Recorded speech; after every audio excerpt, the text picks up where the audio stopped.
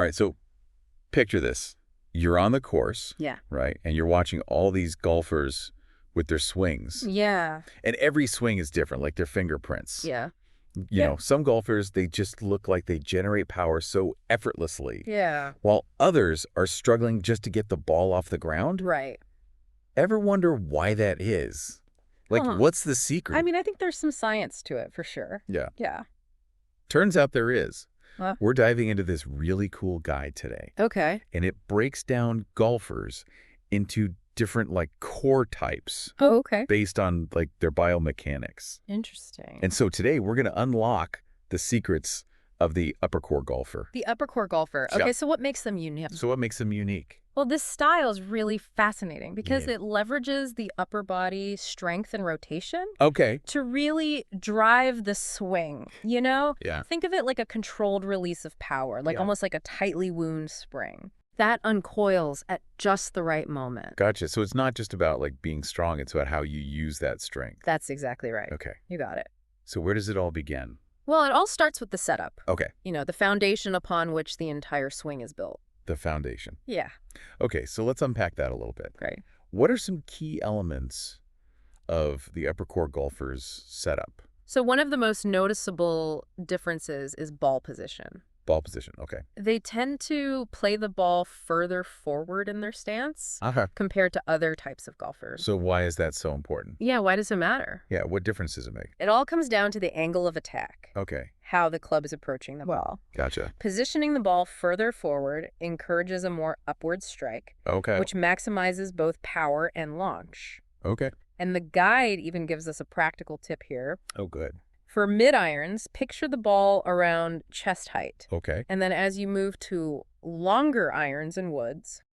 You position it progressively closer to your left foot. Okay. So it's not a one-size-fits-all. You got to tailor it Yeah. to the club.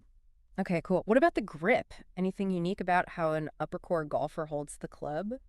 They often use what's called a long thumb grip. Long thumb grip. Okay.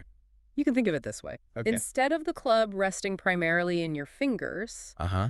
it sits more in the palms. Oh? And this creates minimal shaft lean at setup, Okay. which promotes a smoother, more connected swing through impact. So I'm trying to picture this in my head, this long thumb grip. Yeah. It sounds like it's creating a more unified feeling between your hands and the club. Exactly. Okay. It's all about feeling that club head throughout the swing, Gotcha. maintaining that control and consistency.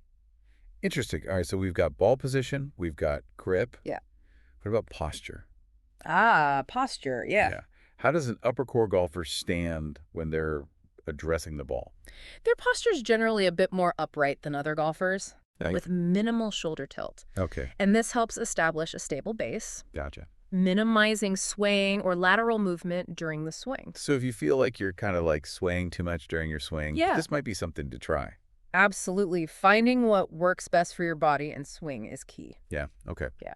All right, so we've laid the foundation with the setup. Yes. Now let's get into the heart of the matter, the swing itself. All right, let's do it. So where does an Uppercore golfer's backswing begin?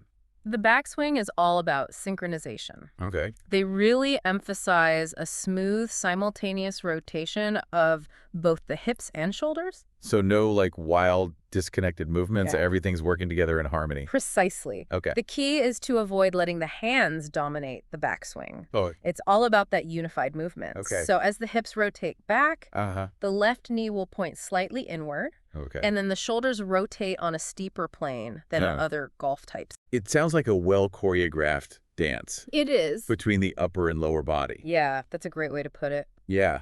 But there's a common pitfall here Yeah. that a lot of Uppercore golfers, they kind of stumble on. Okay. They tend to lift their arms Oh, instead of rotate. instead of rotating. Gotcha. Yeah, and that disrupts the flow of energy Okay. and reduces power. So it's not just strength. It's directing that strength through the proper movement. You got it. Okay. It's not just about how strong you are. Okay. It's about how you sequence those movements. Okay. And the guide actually highlights this as like a major avoid this mistake moment. Okay. It's a common aha moment for a lot of golfers Yeah. who realize they've been unknowingly sabotaging their swing. Interesting. Okay, so no lifting. No lifting. Smooth, controlled rotation. That's it. Okay. So what should a golfer be striving for at the top of their backswing? Okay, so at the top, That's the ideal position. picture this maximum hip rotation. Minimal separation between the upper and lower body Okay. and a vertical shoulder plane. Okay. They're coiled like that spring we talked about earlier. Yeah. Loaded with potential energy. Ready to be unleashed. Ready to unleash. That visual really helps. Yeah. I can almost feel that stored energy. Yeah. Just waiting to be unleashed. Mm-hmm. But let's not get ahead of ourselves. Okay. We've built up all this tension with the backswing. Right. Now it's time to see how that energy translates into power in the downswing. Yeah. The downswing is really where it all comes together. Yeah. All that potential energy we stored up in the backswing Yeah. gets converted into club head speed Okay. and ball speed. Okay. It's an intricate sequence of movements that have to happen in perfect harmony. Okay, I'm all ears. Break it down for me. What are the key moves an uppercore golfer makes in their downswing?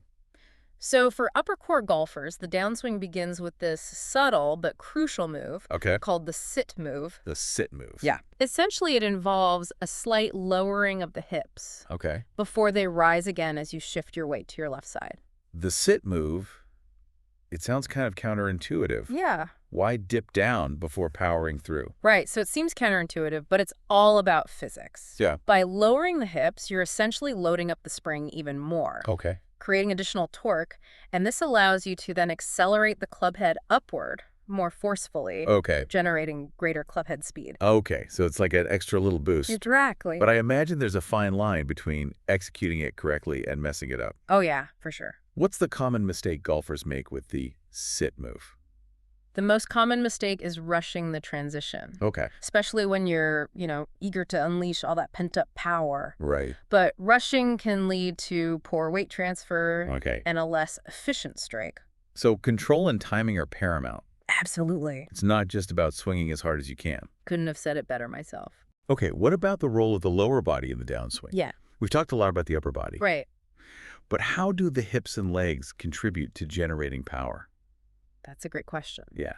So while the upper body initiates the movement, Okay. the hips and legs are truly the powerhouses of the downswing. Okay. As you transition, the hips not only drop slightly in that sit move, Uh-huh. but they also drive through, powered by the straightening of your left leg.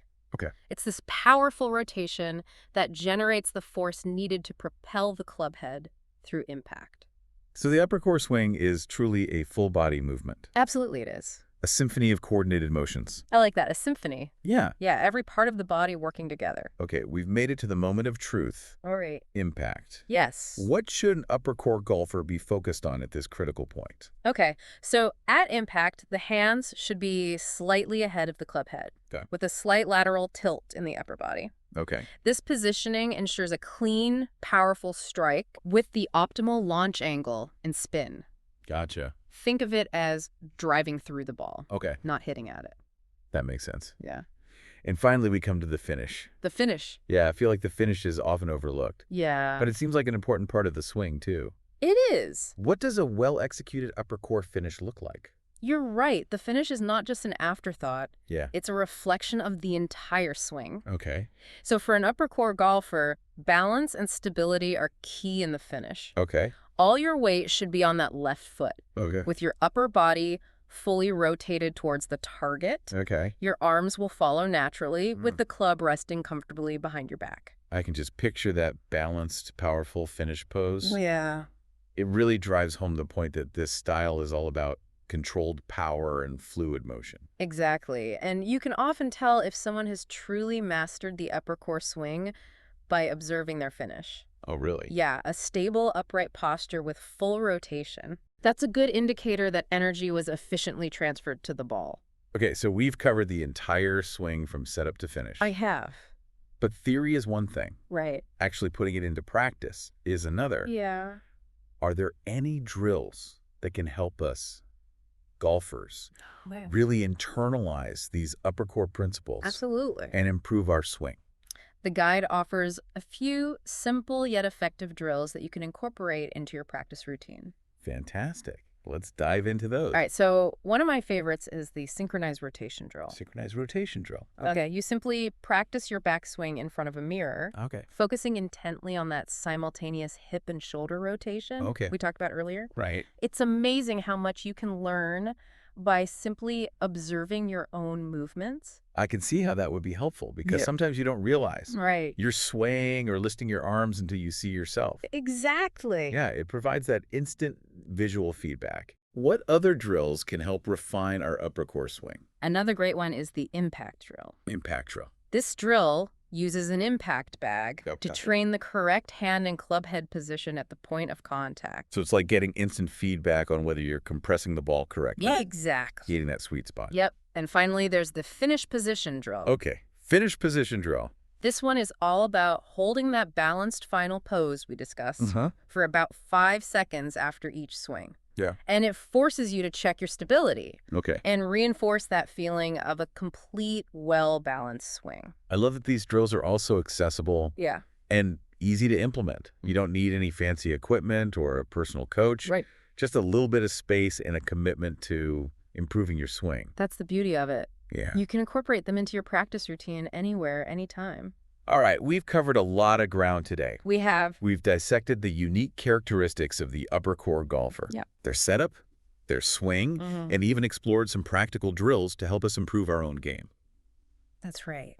But before we wrap up, I want to make sure we circle back Okay. and connect this knowledge to our listeners' own golfing journeys. Absolutely. I agree. It's important to remember that this is not just about memorizing a set of movements or trying to copy someone else's swing. Yeah. It's about understanding the principles Right. behind the upper core style Yeah. and seeing how they can be applied to your own game. So what's the most important takeaway you hope golfers gain from this deep dive into the upper core golfer? The key takeaway is this. Okay. There is no single right way to swing a golf club.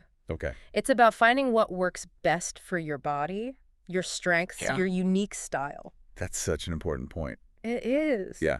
The upper core approach, with its emphasis on controlled power and synchronized movement, Yeah. it's just one piece of the puzzle. It's a piece of the puzzle. It is. Sure. It's all about self-discovery. Finding what allows you to play your best golf. All right, folks, we've given you a lot to think about today. We have. Now it's your turn to take this knowledge and apply it to your own game. That's right. Next time you're at the range Yeah. or on the course, take a moment to observe your swing. What similarities or differences do you notice compared to the upper core style? Exactly. Yeah. And more importantly, how can you use this knowledge to make adjustments and unlock your own upper core potential? Great question. Hmm. We've given you the tools now. It's up to you to experiment and find what works best for you. You know what I find interesting? Mm.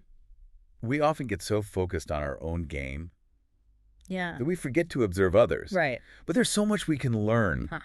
from watching different golfers Yeah. and how they approach the game. It's like having a live action textbook right there on the course. Oh, yeah. You can see firsthand how different body types and swing styles Uh-huh. influence the ball flight, the distance, Yeah. the overall performance. It's almost like solving a puzzle, Yeah, trying to figure out the mechanics behind each swing. it is. And you never know. You might even pick up a few tips or tricks to try out in your own game. Absolutely. The more you understand about the various core types and their unique characteristics, Yeah. the better equipped you'll be to adapt to different course conditions, Right. playing partners, and even the equipment you choose. It's all about expanding your golfing toolbox. Exactly. So as we wrap up this deep dive into the upper core golfer, Yeah. what's the biggest takeaway you hope our listeners will walk away with?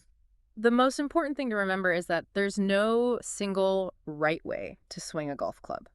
Okay. It's all about finding what works best for your individual body, your strengths, Yeah. your personal style, the upper core style, with its emphasis on controlled power Yeah. and synchronized movement, is just one approach among many. So true. It's a fascinating style Yeah, that can unlock a lot of potential, for sure. but it's not the be-all and end-all of golf swings. Exactly. The key is to explore, experiment, and discover what helps you play your best golf. Well said. So to all our listeners out there, embrace your unique golfing journey.